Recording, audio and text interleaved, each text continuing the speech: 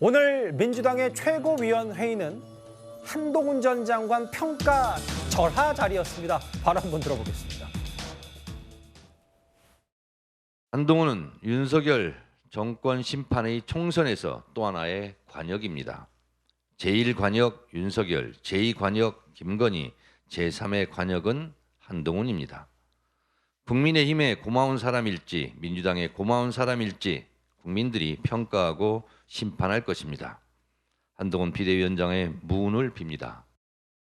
한동훈, 김건희 허위 호위검의 첫 정치 행보가 주랭랑이었습니다. 사상 초유의 현직 장관 주랭랑으로 갑자기 법무부 장관이 여당 비대위원장으로 직행한 황당한 사태입니다.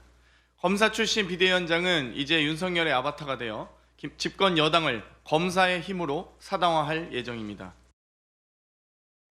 화면을 저희가 좀 꾸며봤는데 어제 이재명 대표는 축하한다라고 한동훈 전 장관에게 얘기했고, 오늘 민주당 최고위원회, 민주당 지도부는 십자포화를 쏟아부었습니다. 또 하나의 관역이 생겼다. 현직 장관의 주랭랑이다. 혹은 장세동을 원했나라는 표현까지 등장을 했어요. 근데 지금부터 눈여겨볼 부분은 이러한 강경파 의원들의 평가 절하가 아니라 바로 다음 인물입니다. 친명 좌장의 정성호 의원, 이현정 의원님. 네. 제가 한번 같이 화면을 만나보실까요? 술 안 먹는, 술 안 마시는 한동훈 전 장관, 윤석열 대통령과 다르다.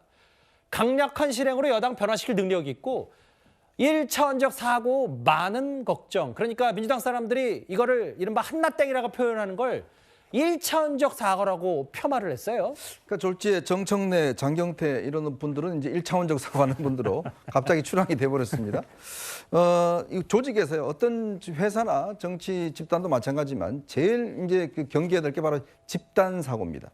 이게 뭐냐면 다 똑같은 생각을 하는 사람들끼리 만남. 이거 자체가 굉장히 위험한 거거든요. 그래서 일부 기업이나 이런 데서는 레드팀이라고 가동을 합니다. 맞아요. 반대를 하는 사람을 무조건 끼워 넣어서 무조건 그 어떤 상황에 대해서 반대를 해서 나중에 어떤 이 위험도를 줄이는 그런 것들을 큰 회사에서는 다 하고 있거든요.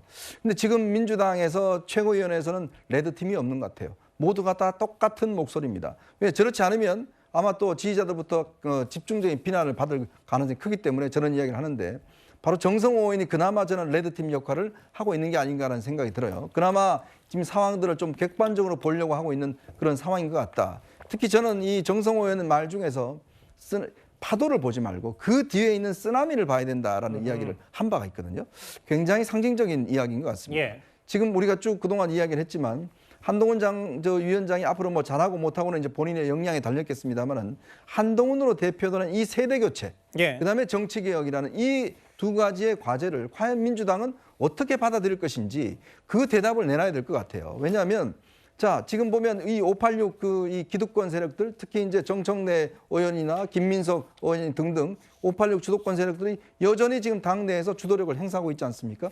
근데 그와 맞물려서 밑에 있는 세대도 비슷한 것 같아요. 자, 그런 어떤 문제들, 지금 이 기득권, 운동권이 아니면 도대체 민주당에서 정치를 할 수 없는 이러한 상황에 대한 기득권을 어떻게 타파할 것인지. 둘째, 지금 민주당이 가지고 있는 정치개혁의 문제.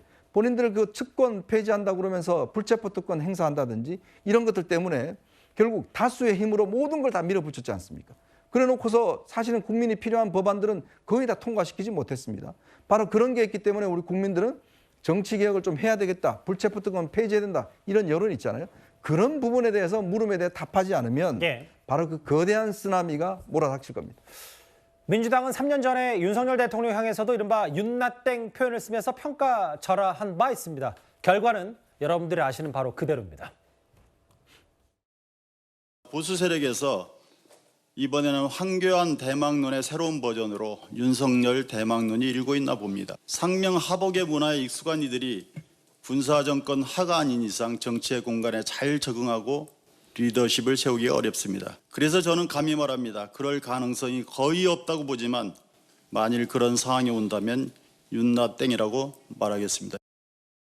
한나땡 이런 얘기를 하고 앉아 있으면 실제 국민들은 너희들은 뭐 하는데? 진중권 전 교수도 옛날에 윤나땡 그러더니 지금 또 한나땡 이러면 한동훈 전 장관만 계속 몸값 키워주는 거 아니냐 이런 표현들이 나왔고, 윤나땡도 기억이 나네요. 근데 아까 정성호 의원의 얘기를 한번 다시 만나볼까요?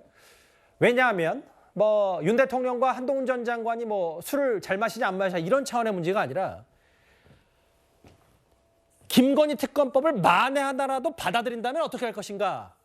이게 역습과 기습이라는 표현, 취지를 정성호 의원이 얘기했는데 이건 마치 제가 듣기로는 김건희 특검법, 김건희 여사 특검법이 야당으로서는 총선의 꽃놀이패다 이렇게 좀 생각을 하는 것 같기도 하고요. 어떻게 판단하세요? 그런 취지로 하신 말씀 같지는 않습니다. 왜냐하면 김건희 여사에 대한 특검법은 이미 올해 4월에 패스트트랙이 태워진 바가 있습니다. 예. 그리고 한 8개월이 지난 것인데요. 그 기간 동안 국회에서 집권 여당인 국민의힘도 얼마든지 협상에 나설 수 있는 충분한 기간이 있었습니다. 그러나 그런 노력을 하지 않은 것은 국민의힘의 책임이 있고요. 그리고 그 시간이 8개월이 지나서 12월 28일 다음 주로 예정이 된 것에 불과합니다. 그렇기 때문에 김건희 여사에 대한 특검법을 어떻게 할 것인지가 한동훈 비대위원장에게는 어떻게 보면 첫 번째 관문이 될 것으로 보이는데요.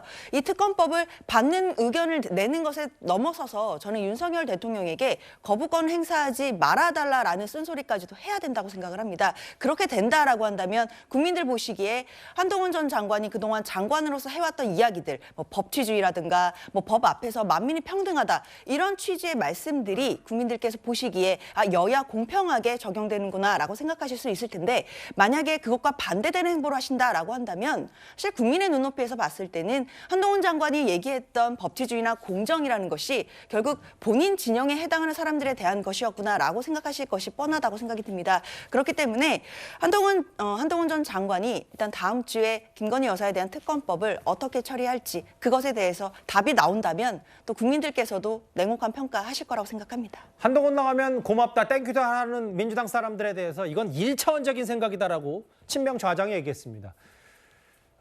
결국 민주당이 이렇게 저렇게 지속적으로 비판하는 건 한동훈 전 장관을 향해서 어쨌든 윤석열 대통령의 최측근 아바타 아니냐 뭐 이거일 텐데요.